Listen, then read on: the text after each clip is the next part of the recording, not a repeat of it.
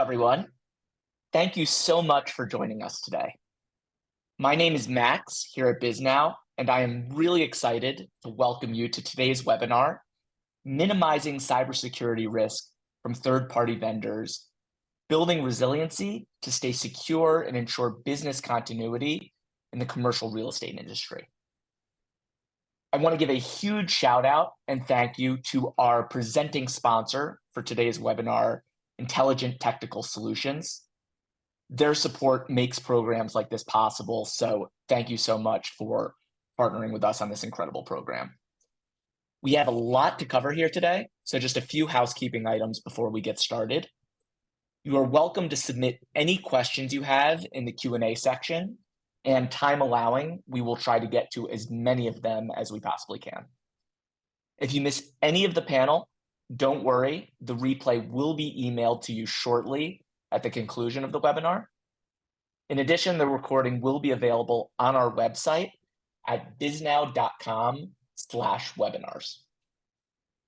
Without further ado, I want to turn things over to our moderator, Rob Schenk, the Chief Security Officer at Intelligent Technical Solutions. Rob, I'll let you take it away. Great. Thanks a lot, Max. Really appreciate it. Welcome, everybody. Appreciate you all taking some time. Today, we're going to be talking about how we can build cyber resilience in our organizations. How can we keep our organizations secure, running optimally, and ultimately just keep moving and growing our businesses without worrying about worst case scenarios in the cybersecurity kind of hacking type of thing that's been going on. Seems like you can't turn on the news today without hearing about some of the latest cyber attack. So let's get started here. I want to go ahead and introduce our special guest today. You're going to see in the lower right corner of the screen a QR code. If you want to just make a note of that, that's going to lead to an offer for attendees of the webinar. In case you happen to need to leave early or something, you might want to scan that with your phone. For today's discussion, though, I'd like to introduce our special guests. First, I have Jay Pepper-Martens. He is a Chief Technology Officer with the San Francisco Association of Realtors. He's been there for over a decade, and he's been focusing on his the membership organization and securing the data for the SF Realtors group, doing some great work over there. I'd also like to introduce Patrick Curtin. He's a director at Field Effect. He's got about 30 years of experience in the tech sector, 20 of those in cybersecurity, including extensive experience as an enterprise security operations center manager. I want to welcome you both. Thank you so much. It's great to be here. All righty. So let's get started. Let's go with a brief overview of what we're going to be talking about today. So there's a lot of important topics to discuss. It's been pretty much a very busy couple of months in the cybersecurity realm. We've seen multiple high-profile cybersecurity events. We're going to be discussing how companies can really vet and do important due diligence on their third-party partners that they're introducing into their ecosystems, and looking at them through a security lens. And we'll review some of the steps that you can be taking to kind of batten down the hatches of your business to kind of build this cyber resilience model and mindset, and how important it is to make sure that you're choosing your security partners wisely so you can ultimately protect your business as much as possible. So, about 2 months ago, there was a major hack that happened called this the CDK hack. So we have some clients that are in automotive dealership space, and this is what we call this is an example of a supply chain attack. In this case, CDK is the line of business partner that's used by many auto dealerships. In fact, the 30,000 auto dealers that you have nationwide, about 15,000 of them use CDK.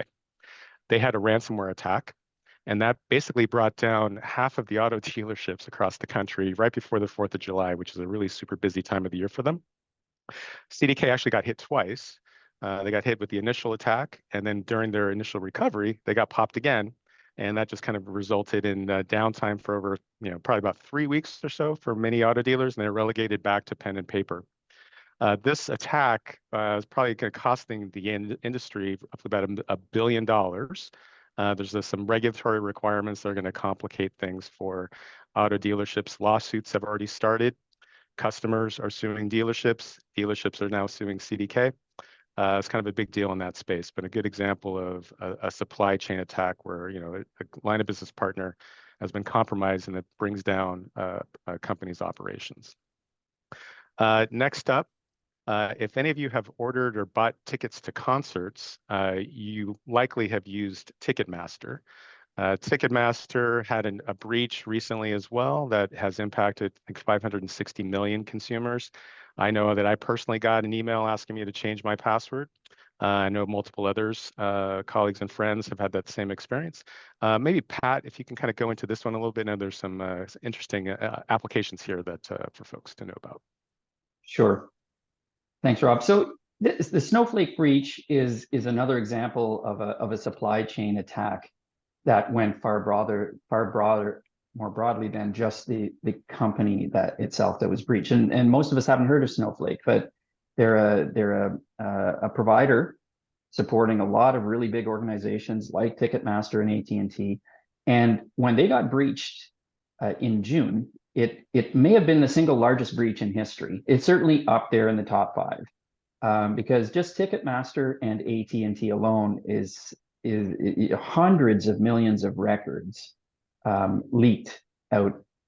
And strictly speaking, Ticketmaster wasn't breached, AT&T wasn't breached. It was their service provider that got to their information that way. And it wasn't all of Snowflake's customers, it was a fraction of them, but over 160, like 165, I think we see. So some very big organizations breached through their service provider, and it really opened eyes in terms of the vulnerabilities that we have out there with people that are providing us services. So it's not just car dealerships. Great. And then moving on here, if you have been listening to the news over the past probably 2 months, you likely heard about a global IT outage that brought down many critical industries. Travel was down for several days. Financial institutions, Schwab was impacted as an example. You had healthcare hospitals that were unable to, manage kind of, bring in patients and dealing with, kind of really life-impacting care. And this particular event was through a company called CrowdStrike.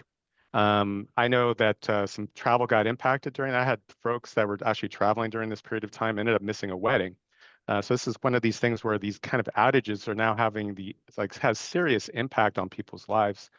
Pat, can you talk a little bit more about this one? Absolutely. This one was front page news on the 19th of July because of the impact. And it wasn't as a result of cyber threat activity. It was actually through a vendor who's actually combating cyber threats. Unfortunately, they had an issue that led to almost 9 million Windows desktops getting locked up across a wide range of industries. And Rob mentioned, flights. Delta alone lost 7,000 flights, affected several 100,000 people. Huge financial impact. They basically, CrowdStrike, I won't get far in the details, but they were running an update. They actually didn't follow some of their own protocols, and there was a bug in the update that caused systems to crash, but not just crash once, they crash repeatedly. So you got this BSOD, blue screen of death, and that has the same impact as a cyber threat getting into a system and locking them up. So again, an example of a service provider causing an issue, and in this case, it makes one question, okay, how are they going about doing things? We need to ask questions. We need to get informed about how they're conducting their operations. We can't just blindly trust like perhaps we have in the past. Yeah, thank you. So to kind of bring this a little closer to home for folks in the real estate market, we also saw a major ransomware event happen late last year to a company called Rapattoni. And then Jay, this is pretty close to home for you. You guys have leveraged Rapattoni or leverage Rapattoni. It's a pretty important and critical component of your business. Maybe you can talk through what happened with you and what was your experience like when you had to go through this. Sure. So it's been a little over a year now since the attack happened in August of 2023. So most of us are finally, we're recovering from the PTSD of it. And I don't mean to make light of that. Like the staff and all the members of our association, their lives were impacted. To Rob's point earlier, when the system went offline on the morning of, I think it was a Wednesday, we came into work and the system was just gone. The Rapattoni system essentially didn't exist. And we started to talk to them a little bit throughout the day. And initially, they said it's a network infrastructure problem. They're just resolving it with their technology provider for network. And then, of course, throughout the day, that appeared not to be the case. And it was by the evening when they let us know that they had been the victim of a fairly significant cyber attack. And they asked us not to repeat that information initially because they were still in the process of working with the relevant authorities to figure out what they should do next. But it immediately put us on our heels where we weren't actually compromised. Nonetheless, we were suffering from the effects of an attack. And I think we're going to dig into that a little bit here as we discuss it. Yeah. So what was the impact for you? Like what happened to you just talk about your operations. How were your operations affected? How did you deal with your down level members? What was that impact like? So it was total. The Rapattoni system is the core of our business offering to our members. We're about 5,000 real estate agents in the Bay Area, San Francisco centered. And so those agents weren't able to do the things that they do throughout the day. They do analysis on real estate data. They transition listings from on the market to off the market. If maybe they've got an offer on it or it's being ratified, they bring new listings to market. And all of those activities ground to a complete halt. No open houses, no ability to tour properties, no ability to contact other agents through their MLS system. It was a complete and total shutdown. And it affected our staff. Of course, the phones lit up right away, and we had to sort of figure that out. But what we realized was that having at least some idea who we were going to call next was a huge asset. We'd done some pre-planning on what would happen if we were the subject of an attack. And so we weren't totally caught without any sort of a plan or any preparation. But it did require us to communicate for 3 weeks with our members while we tried to get systems back online that the system's not available. You're going to have to use this other alternative. We were able to pull something together with one of our secondary vendors to continue to let agents transition inventory. So about $800 million of inventory had to be transitioned from either being on the market to off, or if it was bringing it to the market, launching a new listing. And we were able to pull that together with some of our secondary level vendors. What was the scope across the industry? Because this is, Rapattoni is a nationwide provider. So what was the impact to other MLS groups similar to yours? Yeah, so the future we've discovered is completely interconnected. So, and when our system went down, when Rapattoni's implementations went down, it took down not just the 5,000 San Francisco agents, but our system is tightly connected to all of the systems in the Bay Area. So it affected about 60,000 working agents. And then, of course, across the country, Rapattoni doesn't just serve just one market in California. They're present in many markets across the country. So I can't remember the exact figure, but it was a lot of agents affected across the country. I think it was around the 150 to 200,000 agents were affected.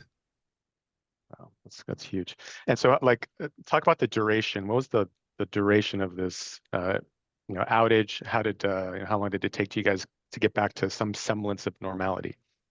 Well, because we had done some preparation and we had at least an idea of what we would do in this kind of a scenario if we'd been compromised, we were able to play a few of those scenarios from our playbook.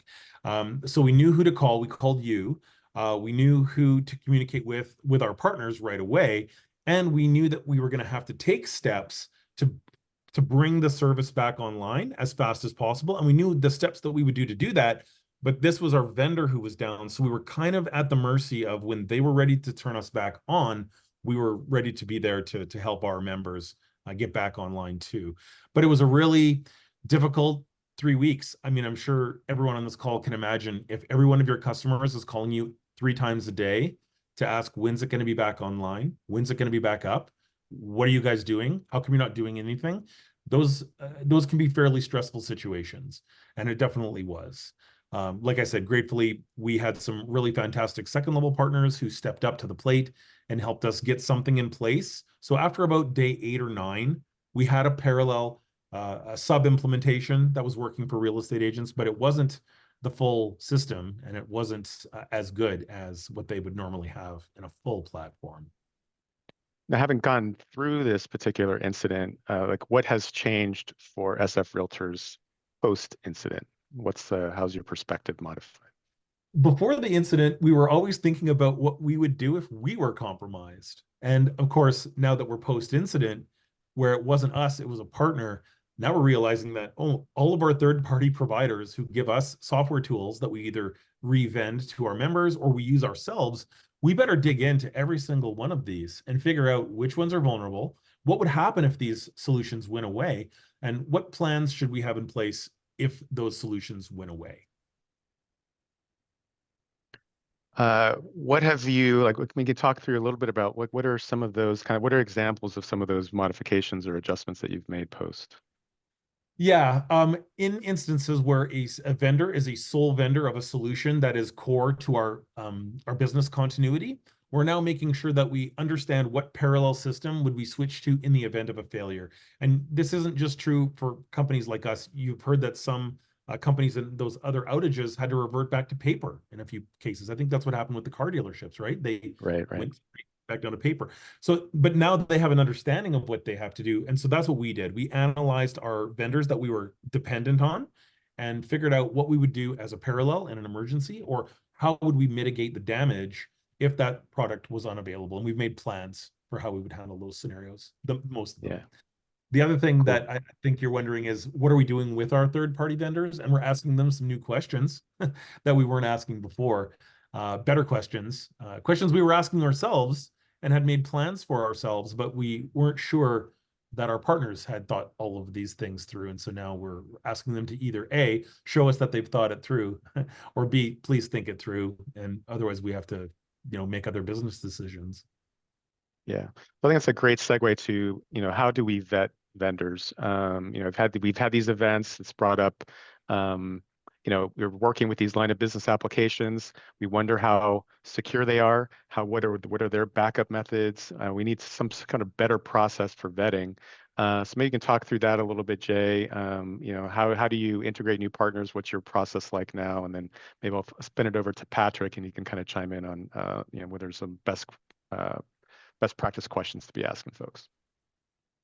Well, to start, I'd say that the questions we were asking ourselves, things like, what would we do if this went down, or how would we restore services, or what's our communication playbook, our strategy for what we would say to our members in the event of an outage. Now we're asking to see those same kind of things thought through by our vendors. And I would say that in many cases, they've showed us what they've thought through, and that's great. In a few cases, it's even been, what we've sort of hoped for or wanted. In some cases, it hasn't. But the red flag that we have now is if someone hasn't thought it through at all, they're like, what do you mean? That's a red flag for us. We ask the questions, maybe we don't get back perfect answers, but if we get back answers at all, we know that this partner has probably thought it through. And if their plan isn't perfect, they have plans at all, which is a great first step. Yeah, Pat, much on? Yeah, so we have a rationale now for why we're going to ask questions where perhaps in the past we weren't asking them at all. And it can be around business continuity. It can be around security. And it helps us understand, who of our vendors have been thinking things through and who hasn't. So, there are things you can look for. Typically, a company will have a trust center on their website, and they'll have security certifications there, for example. Are they ISO 27001 as an example? Are they SOC 2? There's different, it's an acronym soup, but having something is indicative of, a company that has gone through the effort of doing this, because it's not simple, it's costly, requires effort, and but it's a corner that can be cut, right? Those security certifications aren't a one and done. They require auditors to come in periodically, and they're third parties. So they're hard-won certifications, okay? And when you're asking these questions, are the companies being straightforward, or are they perhaps being guarded in their answers, or hesitant, or flippant? Who are you to ask me these things? Well, in today's environment, they should be expecting those questions. They should be actually comfortable. I'm very glad you asked about that. Let's have a look at this, right? So you can tell something. It's almost like just body language, right? Around is the company, have they actually thought things through themselves? In the case of the CrowdStrike incident, they actually found some flaws to their processes, right? What happened shouldn't have happened. They found some flaws. I doubt very much that thing is ever going to happen to them again, right? But it exposed a shortcoming, and they really had. I mean, their CEO was on the news trying to explain what had happened, right? So best to identify these things up front, and if there is a vendor who's maybe not being forthcoming in their answers, that can be a red flag to, okay, maybe I need to look at a different solution. I guess one question I'm curious about for like Jay, if you are vetting a particular vendor and the answers that you're getting, like let's say that what they're providing or offering as far as a solution to you is something that you're looking for and it's really going to fill a particular business need, but you're not getting the right security answers for them. What is your kind of calculus at this point, having gone through this incident? Is that like, are you willing to, hey, I'm not going to work with them until they do these things? Or like, what's your view at this point, after having gone through this incident? I'm fortunate enough to work in an industry where there are usually many vendors that will fill certain business process functions. So I'm afforded the benefit of being able to say to two different vendors, what are your strategies for protecting yourselves? And if one of them is really unsatisfactory or not sufficient, I can lean towards the other vendor potentially. But in some cases where we are already integrated with a partner who either doesn't want to or can't make an adaptation to become more secure or answer those questions for us, then we've had to have some pretty tough conversations with vendors saying things like, if you cannot do this, we are going to be forced to look at something else. Or if you can't do this a way that we want you to do it, unfortunately, that's going to mean we have to, go somewhere else with it. One of the other points that Patrick raised before was many companies will view it as a cost center that they cannot afford. Maybe they're a startup company. Maybe they're a vendor that's, made the conversion to operating online, but they haven't really sort of gotten professional about it yet. And so they view it as a cost. Why do we have to spend all this money auditing ourselves and making sure we're secure? And that's, I think, the trap that people fall into, is viewing it as a cost. It's an investment. And I'm really glad that our leadership at the association in San Francisco gave me the go-ahead several years ago to look into protecting ourselves and spend that money, because it was an investment and it sure paid off, because we had some plans in place when a horrible event did happen. So there was a lot of people felt very validated with the decisions that they'd made and the approvals that they'd given us. Yeah, that's great to hear. Great to hear. Thanks, Jay. So we've talked through some questions about what you should be looking for as you're vetting vendors and to see if they're doing the right thing. Now, next, we're going to kind of pivot from that. Like, what are some next steps, Pat, that businesses should be taking to help them achieve? We talked about this concept of cyber resilience, but you can kind of define that a little bit. And then what are some best practice steps for folks to know about as we, try to improve that across our companies? Absolutely. Cyber resilience is really critical today for business continuity, right? And that's because the cyber threats are all around us. Like Rob mentioned, the stories are hitting the news every day, and we're only hearing the big ones. They're going after everyone because it's very financially lucrative, right? And the internet is kind of like a parking lot full of unlocked cars, and the thieves are going around checking all the doors. Well, you want to do things to make yourself a hard target. You want to be able to take that cyber punch. And as an example, often you'll see a single employee making a single mistake and it results in the whole organization coming down. Well, you don't want that. You want it to be, stopped right at the beginning, or at most it affects that employee. So the employee has a bad day, but the organization doesn't. And it's really not that complicated. I've identified 4 bullets here that I would like to open up a bit. But it comes down to, implementing best practices, having some preparedness. Jay really emphasized that. Taking a risk management approach and watching your assets 24/7. Okay, so I'll address each of these in a little bit more detail now. So best practices. These are kind of architectural things that are baked into your network when you build it or as you improve it. I'm not going to dwell on them overly, but multi-factor authentication, MFA, is something we see more and more of. And it's one of the single most important things you can do. This is the idea that when you're logging in, there's a second step, there's a challenge. It might be an SMS code that you need to enter, or something sent to your email, something sent to a phone number, or ideally something from an authenticator, Google Authenticator, Microsoft Authenticator. Those are the best. So that your most sensitive accounts, ideally all of your accounts, but certainly your most sensitive administrator accounts, have an added level of protection, because threat actors are coming at you often with stolen credentials. They've tricked someone into copying up their credentials, and they're going to come in, not through a very nefarious way. They're just going to log in using a legitimate password. Okay, so that's a really important one.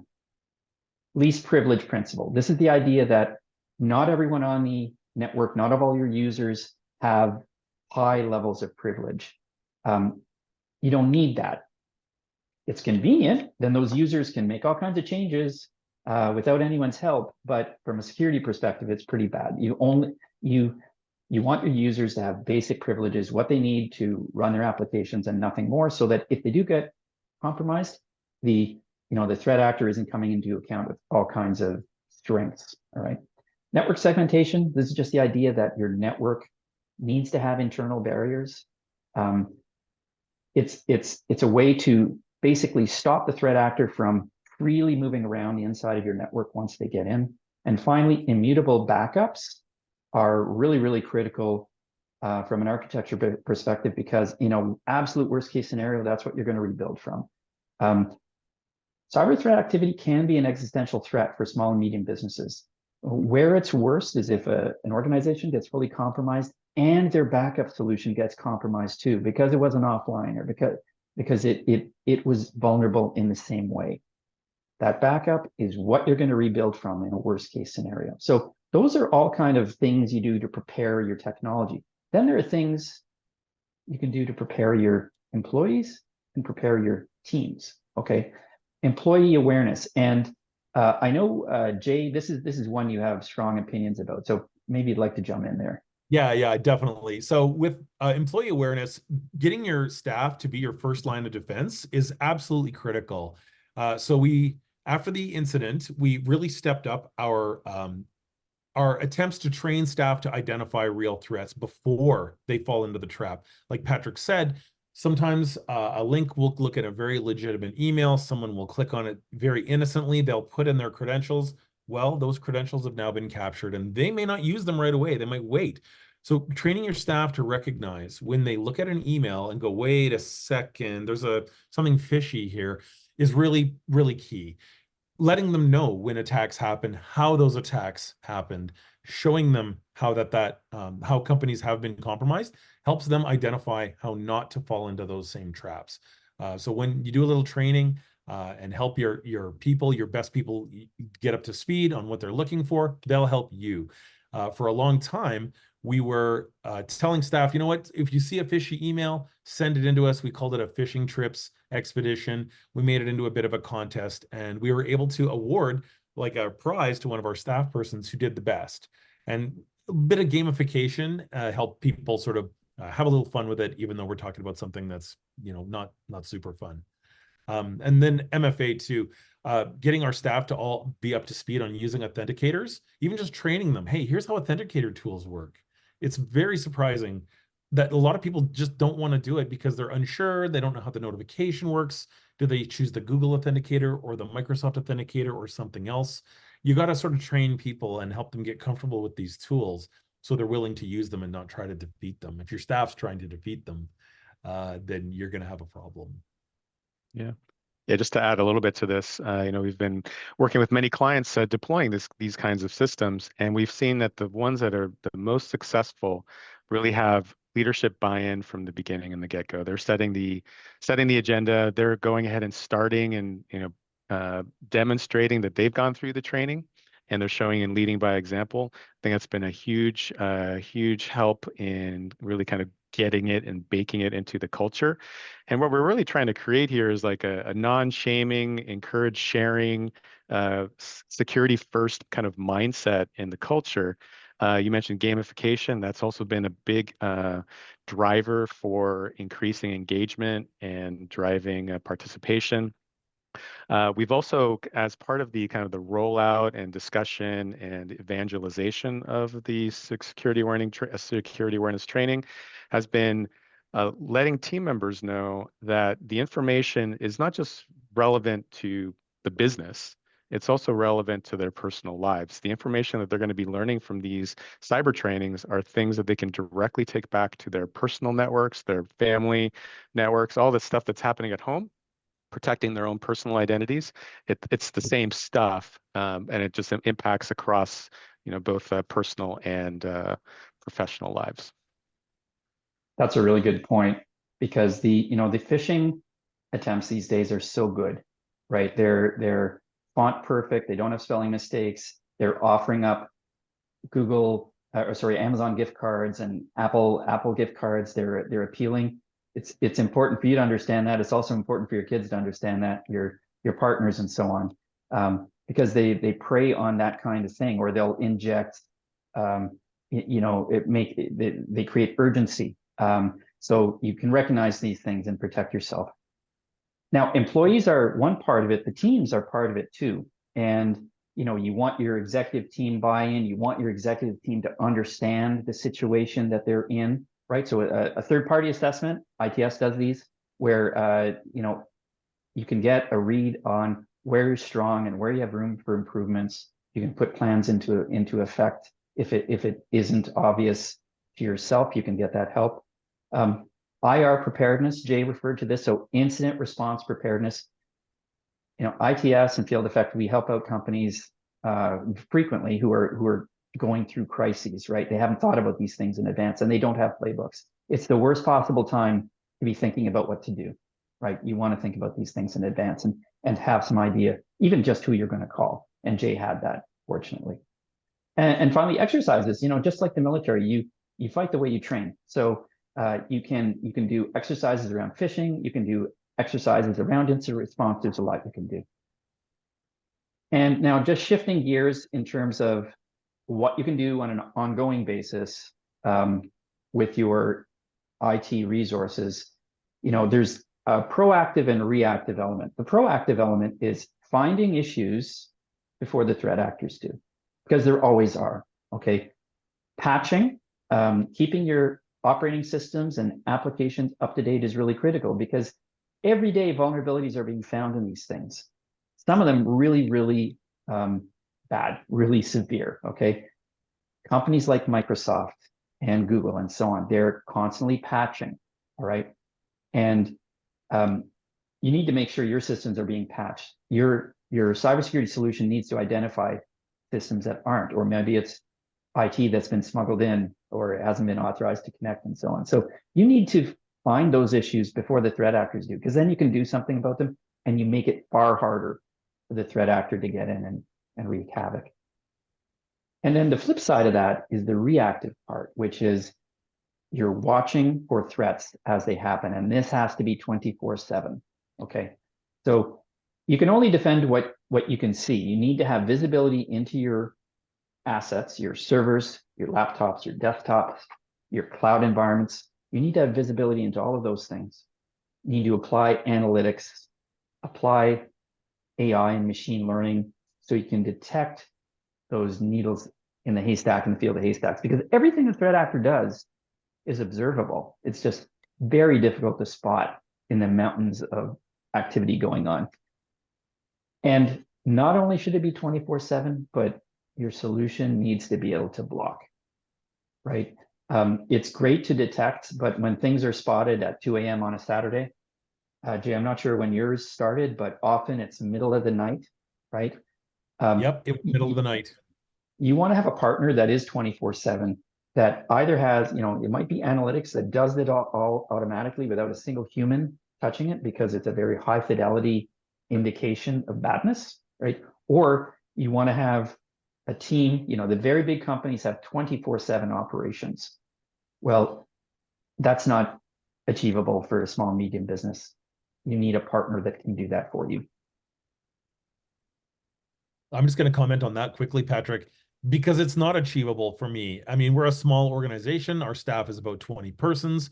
So for us to think about fulfilling all of our business functions and doing 24/7 physical, digital security, that's just not reasonable. There's only one of me and another technical staff person. So we need to have a trustable managed service that we can rely on, that we have communicated with and understand your working patterns, you understand ours. And that's been just unbelievably valuable over the last 10 years that I've been working with ITS. Awesome. So let's go through some of the main takeaways for folks on the call. So Pat, maybe you want to run through these and and hopefully it's going to be of help for folks out there. Absolutely. So, we started at looking at supply chain. And when you're looking at vendors, as we've seen, it's not just about functionality. It's not just about cost. It's about digging in a bit and learning how they operate, learning if they're thorough, asking those maybe not very comfortable questions and seeing what you get, right? Due diligence when it comes to your service providers is now really important. But it's not just about them, it's still about ourselves, right? Knowing ourselves. How do we look to a threat actor? What is our posture? Are we doing the right things? What can we do better? Preparing for the inevitable, it's sad to think, but it's generally a question of when, not if, right? Something's going to go wrong at some point, right? In the best organization, there's so many things that can go awry, right? So being prepared, having teams prepared, having individuals prepared, having systems prepared, really helps build that cyber resilience. And all organizations are vulnerable. We hear about the big ones, but cybercrime is too lucrative. They go after everyone. They go after police forces. It's anything is a dollar sign to them. So, and the systems are so complicated. There's always going to be some vulnerabilities. So you need a hand to identify these things and do something about it. And I think what you hear from Jay is there's a lot of confidence in his voice about his posture, right? And that doesn't happen on its own. It requires work and effort and investment. I think, Patrick, it also requires us not to be naive. So I'm confident because I know we've done lots of the pre-planning and incident response thinking, but also I'm aware of the fact that, as you said, the attack surface is larger than I can comprehend. And somewhere there's a vulnerability still somewhere. We might even be the subject of another attack. You never know. But at least we are confident in our ability to respond to that. We are not confident that we are never going to be attacked. And I think that's an important distinction. Doing this work is critical to knowing how you're going to respond, not having to respond. Yeah, for sure. All right, Pat, you want to talk through, you mentioned cybersecurity assessments before. Maybe you can kind of go into that a little bit more depth so people can get an understanding what you're referring to there. Sure. There's different flavors of this. You can go big, you can go modest. There are automated things like surveys, questionnaires you can go through that will ask you, how do people authenticate? How do they get into your systems? And it runs the whole spectrum of things to be assessed. And you can get an automated kind of output, or you can get a partner in like ITS to go a little deeper to look at what is in place and how is it configured. And it then becomes less about your opinion on something or less about what you think about something and more about an objective view, right?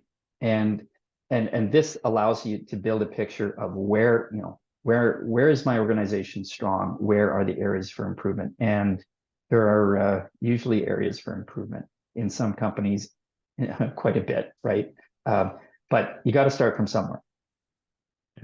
Yeah, for sure. And this is something that ITS can assist with. So for folks on the call, we mentioned the QR code in the lower right. By going ahead and scanning that, feel free to book a meeting with us, and we'll go ahead and we'll be able to offer you guys a free risk assessment for attendees as a value add. This assessment will give you, per Patrick's conversation there, a very clear understanding of where you currently sit from a cyber risk perspective. So you guys can make, and there's no obligation for this. This is mainly to go ahead and help you guys understand just where you're at, make informed decisions about your current level of risk, and prioritize decisions moving forward. So I'm happy to extend that offer to folks on the call. Incident response. This is another big issue, Patrick. We can talk about just high level incident response a little bit, and then we can kind of dive into a bit more detail. Yes. The importance of having a plan is that you have some understanding of who's going to do what and how the organization is going to respond. You don't want to be working that out on the fly when everything is on fire. That's a very uncomfortable position to be in, and it allows mistakes to compound, right? So an incident response plan will have a bunch of elements. It'll be, and it's graduated, right? Hopefully you're not dealing with a catastrophic situation from the beginning where you have to disconnect from the internet. Hopefully it's a graduated thing where, okay, you're dealing with a few workstations. What are we going to do? Okay, we'll isolate, we'll analyze, we'll look all around and see if it's gone any farther. There's technical things, but there's also business things about how you run yourself internally and how you communicate externally. With those big ones, those catastrophic ones, it's really important that you have an understanding of roles and responsibilities within your organization, okay? And also that external piece. Who's going to be talking to our providers? Who's going to be talking to our clients? Jay, Jay mentioned talking to his clients. There would have been this insatiable need for information, and you wouldn't have much. Well, how are you going to do that? How are you going to scale that? I don't know, Jay, do you have any thoughts on that? Yeah. So the communication plan is really critical. We knew that we would do two things. We, communicate directly what we knew, but we also had a philosophy or a belief that we should only tell agents or tell our customers what we knew to be true. So we knew that a third party had been compromised, and they could only tell us what they were, permitted or capable of telling us according to whatever their plan was. What we really tried hard not to do was make estimates or promise things that weren't going to be true. An example is in our plan, it said, don't tell people the system's going to be live on a date if you don't know for a fact that the system will be live on that date. So we didn't provide any, hopeful guesstimates. Was something that we specifically in our plan decided we wouldn't do. So that's what we did. And we took some heat for that. During the incident, there were 3 weeks, we kept telling people, look, this is what we know, and we can't tell you more than that right now. And we took some heat for that. After the event, I think a lot of people looked back and said, wow, thank you for not giving us false hopes at any step of the equation. Thank you for not telling us something that ended up not being accurate. So we ended up looking back on that ended up being a strength, not a weakness, but it was in our plan and we followed that through. That's a good example. I think this incident response planning is something that very few companies have done, really. If you look back at we talked earlier about the CDK and the auto dealers, vast majority of those companies did not have this type of a plan in place, and they were just really caught with their pants down, and it's a bad situation for them. Right. In this case, Jay, like you had started along those paths, and you were able to go ahead and kind of minimize as much as possible the disruption. You guys were able to communicate proactively with your clients and down level partners, at least so they have the understandings of what's going on, and just you compare and contrast some of the communications from folks that haven't been prepared versus those that have, and it's really kind of night and day, and it's really kind of making, I think, a difference between the people that are kind of leading the way here. So commend you on some of that work that you guys have been doing there. It didn't totally go according to plan. I mean, we had done a bunch of pre-thinking, obviously, but we sure learned a lot in a real incident. And I think a step we might have missed was doing some like role playing or doing some kind of like let's sit at a table and actually tabletop this and go through, let's follow the steps and actually do the plan. What would we have ever uncovered something we didn't have planned right? We might have. So now that's something that we're more interested in doing is actually stepping through what would happen, and we have that thought experiment now, and we didn't before. And this is another area where ITS has been doing a lot of work recently, leading and helping companies develop these incident response playbooks. So feel free again to reach out to us. We're happy to have a conversation around that for you and help you on your incident response readiness planning and preparation. Alrighty. So if you'd like to fast track the communication, feel free to reach out to us here at Secure at ITS ASAP. Happy to go ahead and get a conversation ready with you. We'll be in touch otherwise, and look forward to communications to see how we can help support and drive continuing leveling up of cyber readiness to help drive and protect your organizations. I guess with that, we can transition over to questions. I know we have a couple questions that have been submitted here, so I'm going to get to those. Let's see, the first one, I guess it's kind of, I'll put it out to both of you guys, and you guys can figure out who wants to chime in first. What would you do if you start to vet a vendor and you're not happy with their answers? I think we touched a little bit on this a little bit earlier, but maybe you want to give a bit more detail. Maybe I'll start there, and Yeah. Jay, you can bookend me. That's a sign in itself, right? If you're not getting answers, you're not getting good answers, it can be an indication of a few things. The company isn't taking it seriously. Perhaps you haven't asked the right question. You can try it another way, but it's not good, right? In 2024, these are questions companies should be comfortable admitting. They should have anticipated these, and it's part of a business process, right? It's a reasonable thing, an entirely reasonable thing for people to ask, right? So as Dave mentioned, there are options as well. So I'm not sure where the threshold is, but you should be getting reasonable answers. You should be getting documentation. It shouldn't look like it's the first time they've ever been asked the question. Yeah, that's accurate. And about the thresholding, so what we do now is with any vendor, we ask ourselves if they are core to our business existence. And if they are, the answers we get back are critical. And if they're not satisfactory, that does drive other business decisions. If a vendor is like an add-on component, it's something that's nice to have, but if it fails, it doesn't cripple the entire organization. Okay, well, we'll work with a vendor like that. And if the answers aren't quite perfect, we'll ask some follow-up questions. We'll sort of suggest they might want to look into a few things, but ultimately, we might still be okay with that partner. So the threshold really depends on, will that integration with that vendor threaten your business continuity if they have a failure? Very good. One question, Jay, thank you for sharing your story. What would you say is the biggest lesson learned for your organization through this outage? Yeah, it's don't just focus on what you would do. It's this follow-up of the third-party question. What Patrick and Rob have been talking about with me a little is ask them the questions. And we wouldn't have known what questions to ask had we not gone through it ourselves. But the big takeaway was, don't just ask yourself what you're going to do, ask your partners what they are going to do, and know what you will do in response to those answers. We had one question. How would you advise a large food service enterprise about supply chain cybersecurity? What are the core areas they would need to examine? Maybe Pat, you want to take that one? I think you need to start, like, you can't do it all at once, right? So where do you start? What are your most important applications? What are the vendors? What are the pieces of your systems, your automation that would hurt the most if you were to lose them, right? And start looking there. That's a good place to start. And it's no business is the same.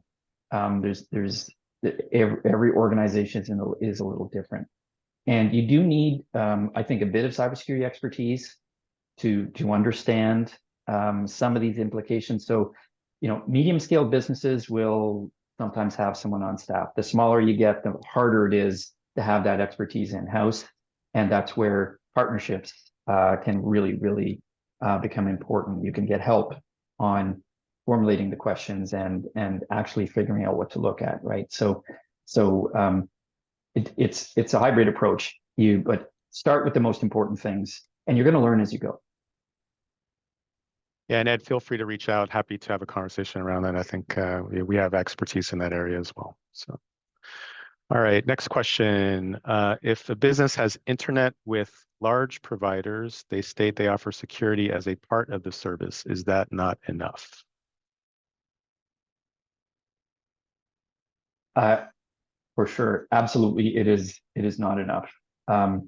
There are things that internet service provider can do in terms of filtering traffic and so on, but the vast majority of activities that a cyber threat actor is going to undertake in an attack won't be visible to the ISP. It's going to be encrypted tunnels coming from all over the place. You can't just say, okay, it's coming from somewhere in Russia. Good threat actor is going to be, if you're in Knoxville, Tennessee, they're going to be coming at you from Knoxville, Tennessee. They're gonna VPN in there, and so the kind of security that an ISP can offer isn't granular enough to defend most organizations. Even antivirus isn't bad, but it's nowhere near enough today to defend, and firewalls as well. So these are kind of table stakes things. You need additional protections against today's cyber threat actor that go beyond firewalls and antivirus and traffic filtering. Yeah, so really looking at your cyber as the entire ecosystem. You think about what are the areas of threat. You have the computer systems, endpoints, servers, workstations that are typically often more protected with antivirus solutions and so forth. And then what's happening at the network level? You have firewalls, you have Wi-Fi, you have mobile devices, you have audio video surveillance systems, smart TVs, and so forth. They all can introduce areas of risk or vulnerabilities into an organization. And then all the cloud applications that we all use, Office 365, Salesforce, various other line of business cloud hosted applications that also contain very important critical information that is vulnerable. If any of those were to get compromised, that's a bad day for us at the office, right? So having a system that is able to look at all of that in a holistic manner and then report on those things in a kind of a real-time alerting mechanism is really going to give you the opportunity to go ahead and reduce that risk and deal with that in situations. It's not a question of if, but when. And then to Jay's point earlier about how the better you have more cyber resilience, the better your organization is going to be able to respond, the faster you're going to be up and running, and better that you're going to be positioned against your competitors. Let's see, another question. What are my immediate next steps if my third-party vendor were to be breached? Who wants to tackle that one? A couple of thoughts. Oh, go ahead, Jake. Just that, what are your next steps if you think you've been breached, Rob? The question was about if that person thinks they've been breached. Yeah. So if your third-party vendor has had an incident, so similar to what happened maybe with you, what would like maybe your immediate steps that you took or should take if the situation were to occur again? What would you take, or where would you start? So without having a plan at all, I'm not sure where someone would start. You'd have to start like on a napkin and figuring it out. What we knew we would do if we were compromised is we would immediately assess what we think the gateway is to get back online. How long is it going to take? And then work backwards from that and plan our communication, which is what our plan called for. When our third party went down, we basically were able to execute the same thing, get as much information from that third party as we could, only report on the facts, distribute appropriate information downstream to our other partners and our customers, our members, and only speak in terms of what we know to be true. That was our plan at the time, and that's what we executed then. Cool. Pat, anything you'd like to chime in on that? It to some extent, it depends on the kind of partner. Is this a partner that is hosting your data? Because in that case, it's like, okay, partner, what has happened to our data? And what are you doing about it, right? That communication from the partner is going to be really important to help you understand the scale of the problem you're facing. Is that partner providing a critical service to you? Like in the case of those car dealerships. What now? What are we going to do? And on top of that, did that third party compromise provide a mechanism for the threat actors to get into us, right? So there's a lot of things that need to happen in parallel. What's happening to your data? What's happening to your processes? Are we at risk ourselves? And if you don't have that expertise in-house, you may want to get help. We see this often, right? And the best way to get that help is to already have a partner, right? So you have that understanding. ITS, in this case, understands Jay's business, right? They have the relationship. You're not building it during a crisis. That's interesting that you mentioned the data breach angle, which we hadn't really talked about. One of the questions we did learn we needed to be very concerned with was, if that third party does host some or all of our data, are there credentials in there? Are those compromised? Because that could lead to other threats against other companies that were partners of ours if their credentials were being stored.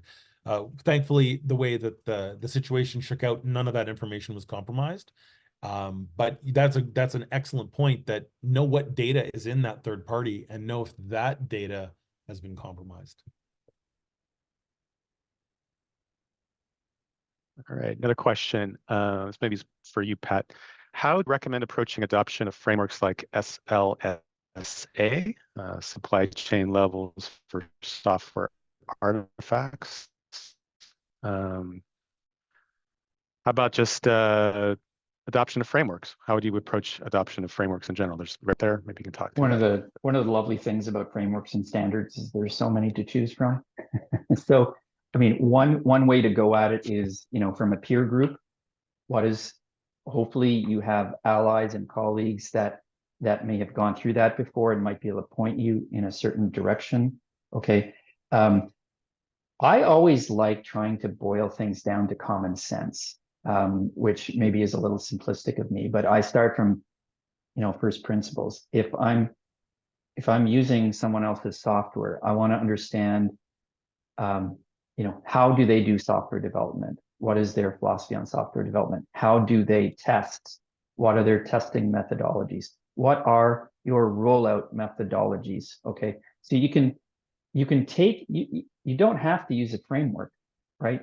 If you want to go from a common sense perspective, there are some things you can ask that are really, really fundamental without getting into a big framework. But there might be certain frameworks that are really applicable to certain industries, and again, starting from scratch is hard. So getting advice, I don't really advise asking ChatGPT, because you'll get an answer and it might not be a very good one.